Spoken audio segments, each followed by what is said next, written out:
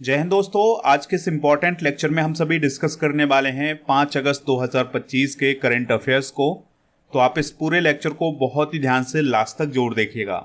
Last में आपसे एक क्वेश्चन पूछा जाएगा जिसका आंसर कमेंट बॉक्स में बताना है। तो आज का पहला और इम्पॉर्टेंट क्वेश्चन है, शिबू सोरेन किस राज्य के पूर्व मुख्यमंत्री थे जिनका निधन हो गया है? आंसर हो जाएगा झारखंड। तो झारखंड के former chief minister Shibu Soren का अभी हाल ही में निधन हुआ है। उनका निधन हुआ है 4 अगस्त 2025 को 81 वर्ष की उम्र में। उनका जन्म हुआ था 1944 में। दोस्तों, वह किस जनजाति से संबंधित थे? तो वह संथाल जनजाति से संबंधित थे। ये क्वेश्चन आपके एग्जाम में पूछा भी जा सकता है। उन्हें कौन सी उपाधि दी गई थी? तो दिसोम गुरु की उपाधि दी गई थी, यानी लोग उन्हें प्यार से दिसोम गुरु कहते थे, जिसका संथाली में अर्थ होता है देश का गुरु।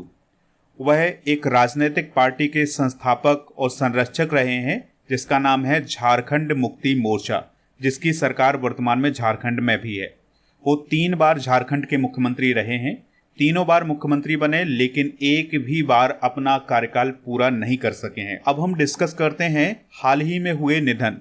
जैसे अभी हाल ही में हल्क होगन का निधन हुआ है, जो कि WWE सुपर स्टार थे। VS अच्युतानंदन का निधन हुआ है, जो कि केरल के फॉर्मर चीफ मिनिस्टर थे। एलन वर्गमैन का निधन हुआ है, ये ऑस्कर विजेता गीतकार थे। मुहम्मदू बुहारी का निधन हुआ है, जो कि नाइजीरिया के पूर्व राष्ट्रपति थे। बिस्मिल्लाह जान सिनवारी का निधन हुआ है, जो कि क्रिकेट अंपायर थे। चारूपारा रवि का निधन हुआ है, जो कि एक समाजवादी नेता थे। पीटर रूफाई का निधन हुआ है, जो कि नाइजीरियाई फुटबॉल खिलाड़ी थे।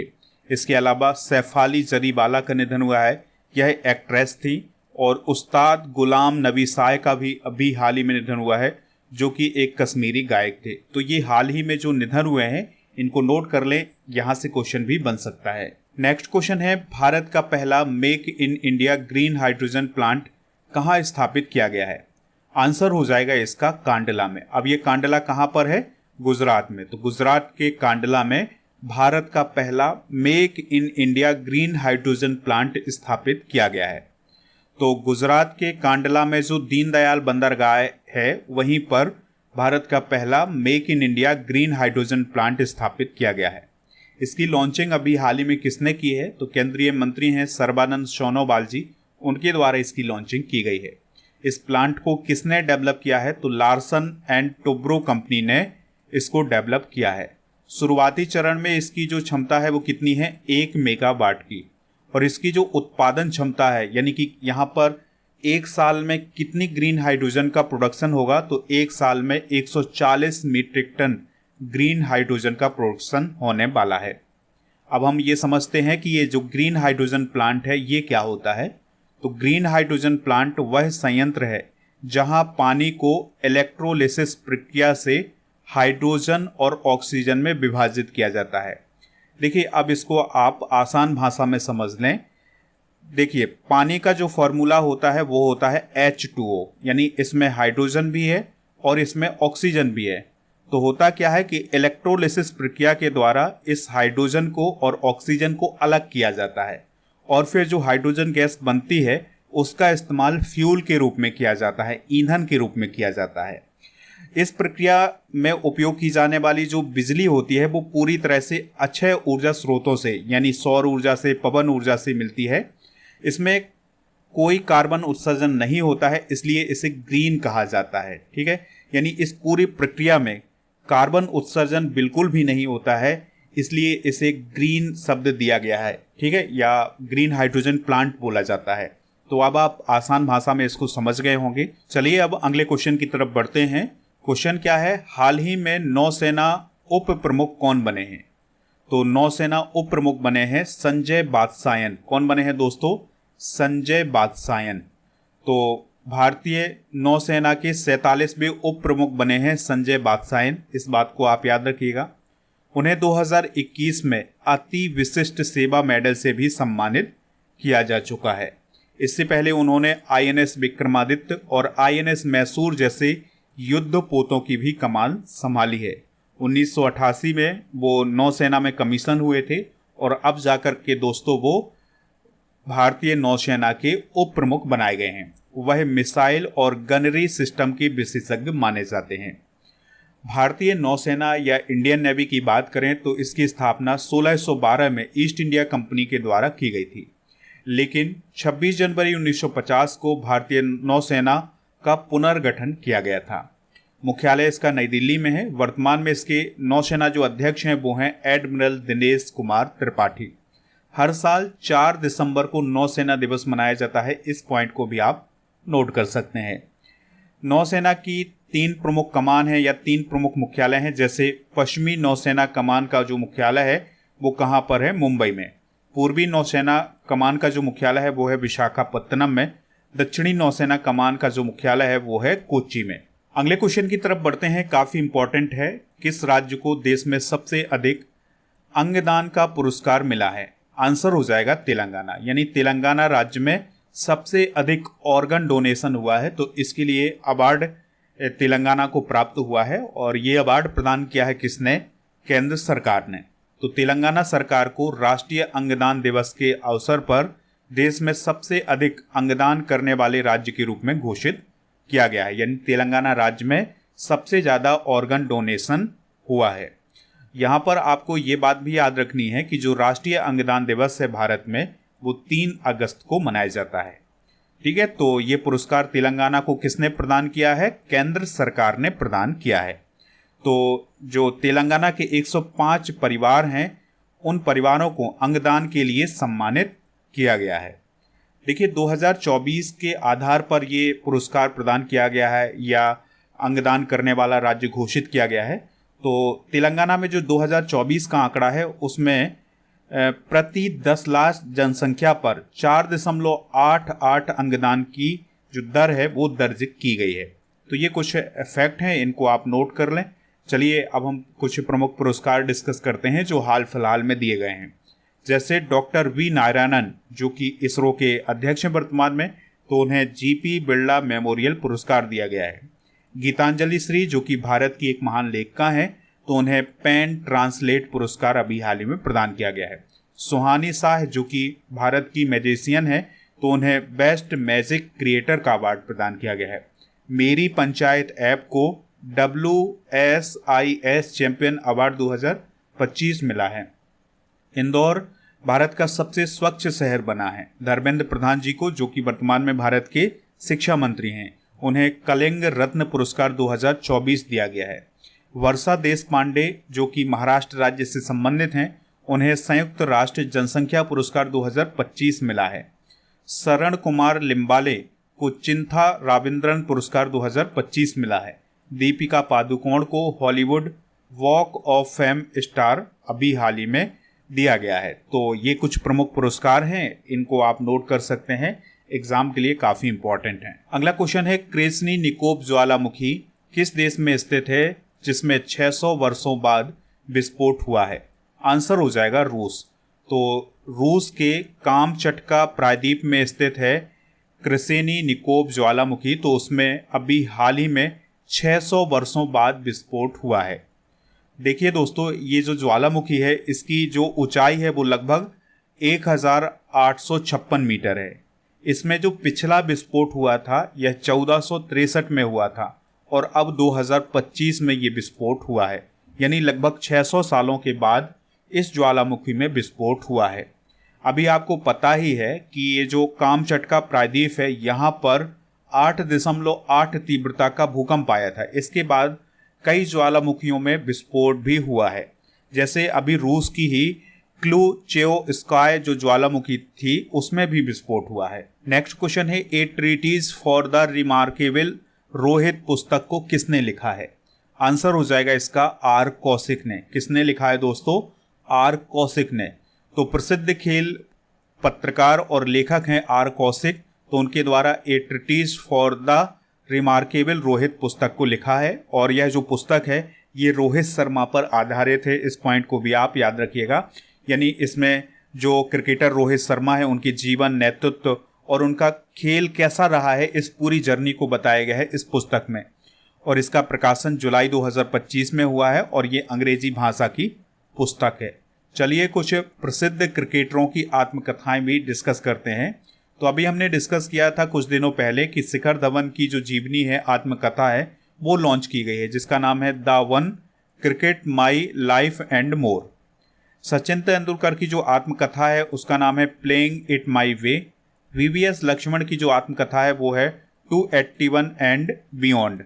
विराट कोहली की जो जीवनी है वो है driven the Virat Kohli story. Sourav Ganguly की जो आत्मकथा है उसका नाम है a century is not enough. Yuvraj Singh की आत्मकथा का नाम है the test of my life. Sunil Gavaskar की जो आत्मकथा है उसका नाम है सनी डेज। सैन वॉर्न की आत्मकथा का नाम है नो स्पिन माई ऑटोबायोग्राफी। ठीक है, तो ये कुछ प्रमुख पुस्तकें हैं, इनको आप नोट कर लें। ये क्रिकेटरों से संबंधित हैं तो पुस्तकें पूछी भी जाती हैं एग्जाम में। अगला क्वेश्चन है ब्लू बर्ड सैटेलाइट को किसने विकसित किया है जिसको इसरो की मदद से लॉन्च किया जाएगा? आंसर हो जाएगा AST स्पेस मोबाइल। तो जो AST स्पेस मोबाइल नामक कंपनी है जो कि अमेरिका की कंपनी है, तो उसने एक सैटेलाइट बनाया है जिसका नाम है ब्लू बर्ड सैटेलाइट।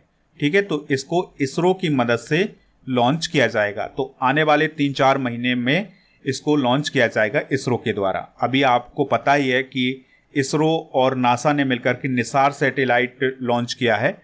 अब ब्लू बर्ड सैटेलाइट आने वाले समय में लॉन्च किया जाएगा। तो इस पूरे मिशन का नाम क्या है? Blue bird block 2 communication satellite.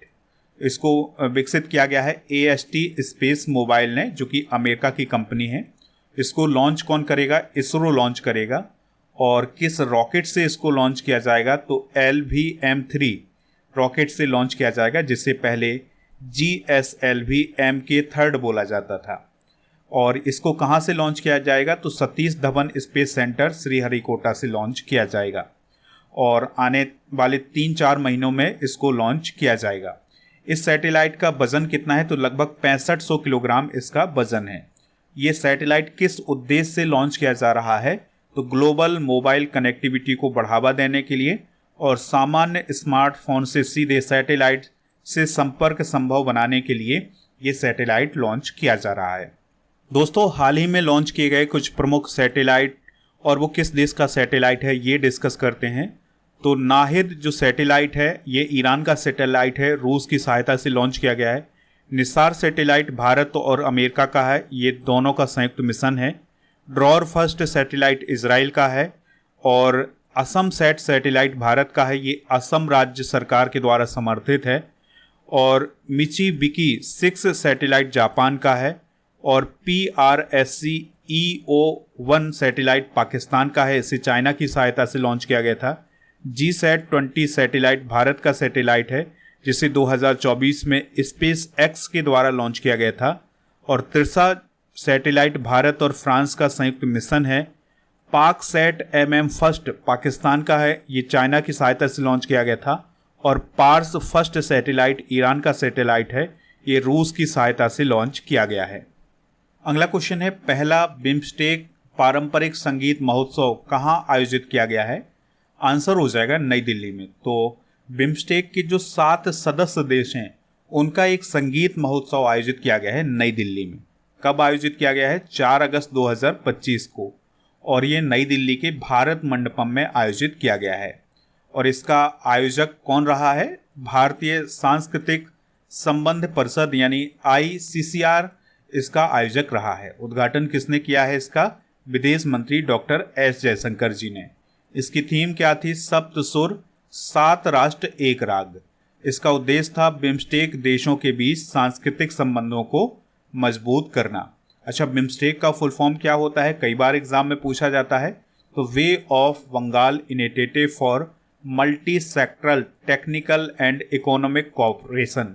इसका मुख्यालय कहाँ है? ढाका, बांग्लादेश में। इसका मुख्य उद्देश्य है बंगाल की खाड़ी क्षेत्र के देशों के बीच तकनीकी और आर्थिक सहयोग को बढ़ावा देना। इसके 7 मेंबर हैं, भारत, बांग्लादेश, भूटान, नेपाल, श्रीलंका, म्यांमार और थाईलैंड। अगला क्वेश्चन है पहला शतरंज ई स्पोर्ट्स विश्व कप 2025 किसने जीता है? तो ये जीता है मैग्नस कार्लसन ने। किसने जीता है दोस्तों? मैग्नस कार्लसन ने।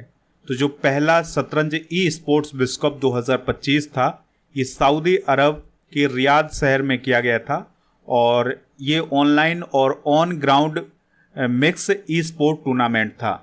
इसके विजेता बने हैं मैग्नस कार्लसन जो कि नॉर्वे देश के हैं, और दूसरा स्थान इसमें अली रेजा फिरोजा को मिला है जो कि फ्रांस के हैं। चलिए अगला क्वेश्चन है, रामसर कन्वेंशन का 15वां कॉप 2025 कहाँ हुआ है? आंसर हो जाएगा जिम्बाब्वे में। ठीक है, तो जिम्बाब्वे देश में रामसर कन्वेंशन का 15वां COP या कॉप का आयोजन अभी हाल ही में किया गया है। इसका आयोजन कब से कब तक किया गया है? 23 से 31 जुलाई 2025 तक विक्टोरिया फॉल्स जिम्बाब्वे में इसका आयोजन किया गया है। और इस सम्मेलन का ये जो सम्मेलन हुआ है इसका विषय या इसकी थीम क्या थी? हमारे साझा भविष्य के लिए आर्द्रभूमि का संरक्षण। इसमें 172 से अधिक देश शामिल हुए थे। भारत की तरफ से शामिल हुए थे हमारे देश के जो पर्यावरण मंत्री हैं भूपेंद्र यादव जी। भारत के द्वारा एक प्रस्ताव रखा गया था जिसको मान लिया गया है, और ये प्रस्ताव था आर्द्रभूमि के विवेकपूर्ण उपयोग हेतु सतत जीवन शैली को बढ़ाना। ठीक है, तो इसको मान भी लिया गया है। और जो इस सम्मेलन का मुख्य घोषणा पत्र था वो क्या था?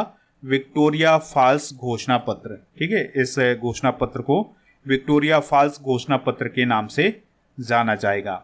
देखिए रामसर कन्वेंशन क्या होता है? तो यह एक प्रकार की अंतर्राष्ट्रीय संधि है जिसका मुख्य उद्देश्य है जो वेटलैंड होती हैं, जो आर्द्रभूमि होती हैं, उनका संरक्षण करना। इसकी शुरुआत 1971 में हुई थी ईरान के रामसर शहर में, इसलिए इसका रामसर कन्वेंशन नाम है। 1982 में भारत इस कन्वेंशन में शामिल हुआ था। तो इस प्रकार से दोस्तों हमने आज के करेंट अफेयर्स को डिस्कस कर लिया है। आप स्टडी करके ऐप को इंस्टॉल कर लें तो यहाँ पर आपको लास्ट 6 मंथ के करेंट अफेयर्स की ई बुक और मंथली करेंट अफेयर्स की ई बुक मिल जाएगी, तो इसको प्राप्त कर लें। इसके अलावा 12th मंथ के करेंट अफेयर्स की ई बुक भी आपको ऐप पर ही मिलेगी। ऐप पर जब आप जाएंगे तो कोर्स एंड PDF वाला ऑप्शन मिलेगा, तो राजा गुप्ता सर का जो अर्जुन GS फाउंडेशन बैच है ये भी मिल जाएगा, तो इसको भी आप प्राप्त कर सकते हैं। यहाँ पर polity, geography, economics, science, history, इन सभी टॉपिक को कवर किया गया है। 3 साल की वैलिडिटी के साथ ये कोर्स आपको मिलेगा। अगर आप ये कोर्स ज्वाइन करना चाहते हैं तो उसके लिए कूपन कोड यूज करें RANI600, तो आपको इसमें छूट मिल जाएगी। अगर आपको इस कोर्स को लेने में कोई दिक्कत परेशानी आती है तो आप इस नंबर पर भी संपर्क कर सकते हैं। GK GS foundation complete online batch आपको ऐप पर मिलेगा, तो इसको भी प्राप्त कर लें। चलिए अब हम कल के करेंट अफेयर्स को एक बार रिवाइज कर लेते हैं। 71वें राष्ट्रीय फिल्म पुरस्कार 2025 में सर्वश्रेष्ठ फीचर फिल्म कौन बनी है? 12th fail. विक्रम साराभाई अंतरिक्ष केंद्र के डायरेक्टर कौन बने हैं? Doctor A Rajarajan. World championship of legend यानी WCL 2025 का खिताब किसने जीता है? दक्षिण अफ्रीका चैंपियंस ने। उत्तर प्रदेश का पहला निजी रेलवे स्टेशन कहाँ बनाया गया है? लखनऊ में। लखनऊ में एक सड़क का नामकरण किसके नाम पर किया गया है? शुभांशु शुक्ला के नाम पर। और किस स्पेस एजेंसी द्वारा अंतर्राष्ट्रीय अंतरिक्ष स्टेशन के लिए क्रू 11 मिशन लॉन्च किया गया है? नासा। भारतीय राष्ट्रीय पुरुष फुटबॉल टीम के मुख्य कोच कौन बने हैं? खालिद जमील। यूपी के नए मुख्य सचिव कौन बने हैं? शशि प्रकाश गोयल। और भारतीय वायुसेना को अंतिम C-295 सैन्य विमान किस देश से प्राप्त हुआ है? स्पेन। कौन सा देश इजराइल के साथ सभी प्रकार के हथियार व्यापार पर पूर्ण प्रतिबंध लगाने वाला पहला यूरोपीय संघ का सदस्य देश बना है? स्लोवेनिया। आज के जनरल नॉलेज के पिटारे में प्रमुख कृषि क्रांतियां डिस्कस करेंगे, जैसे हरित क्रांति खाद्यान्न उत्पादन से संबंधित है, श्वेत क्रांति दुग्ध उत्पादन, नीली क्रांति मत्स्य उत्पादन, भूरी क्रांति उर्वरक उत्पादन, रजत क्रांति अंडा उत्पादन, पीली क्रांति तिलहन उत्पादन, कृष्ण क्रांति बायोडीजल उत्पादन, लाल क्रांति टमाटर और मांस उत्पादन, गुलाबी क्रांति संबंधित है झींगा मछली उत्पादन से। आज आपके लिए क्वेश्चन है, बिम्स्टेक का मुख्यालय कहाँ है? जो भी इसका राइट आंसर हो कमेंट बॉक्स में जरूर बताएं। आप स्टडी करके ऐप को इंस्टॉल कर लें तो यहाँ पर आपको मंथली करेंट अफेयर्स 6 मंथ के करेंट अफेयर्स की ई बुक मिल जाएगी। इसके अलावा 2024 और 2025 की जो मंथली करेंट अफेयर्स की ई बुक है उसका पैकेज मिल जाएगा मात्र 199 रुपये में। उसके लिए कूपन कोड यूज करना है पैकेज 100। ठीक है, टेलीग्राम चैनल को ज्वाइन कर लें जिसका नाम है स्टडी कर ऑफिशियल। इसके अलावा GK GS की ये सभी ई बुक आपको ऐप पर मिल जाएंगी, तो इनको भी प्राप्त कर लें। और टेस्ट पास वाले ऑप्शन पर आपको डेली करेंट अफेयर्स का टेस्ट मिल जाएगा। और दोस्तों आप टेस्ट पास वाले ऑप्शन पर 4000 से अधिक टेस्ट प्राप्त कर सकते हैं हर एक एग्ज़ाम के लिए।